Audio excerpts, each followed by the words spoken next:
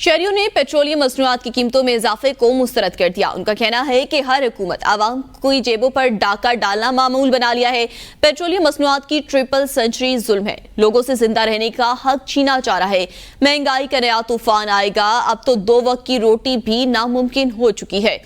बात पेश करते हैं क्योंकि वो गरीबों के हमदर्द हैं, वो इसी तरह गरीब का खात्मा करेंगे और किस तरह करेंगे। पेट्रोल में तो अभी इतना बड़ा जुल्म जो निगरान हुकूमत ने किया, पहले हम लोग परेशान हैं, हमारे पास पहले ही राशन के पैसे ही पूरे नहीं होते, हमारा काम काज नहीं है। अवाम ते गरीबां ते महंगाई दे पहाड़ टुट रहे ने, लोग मजबूर हो गए ने खुदकशियां ते। हुक्मरानां नूं चाहिए खुदा दा खौफ करन ते लोगां दियां बददुआवां तो बचन। 15 तारीख पे और बढ़ेगा इंशाल्लाह। ये जिस तरह जो है काम चल रहा है उसी हिसाब से जो है चलता रहेगा। चोर जाएगा तो डाकू आएगा, डाकू जाएगा तो लुटेरा आएगा।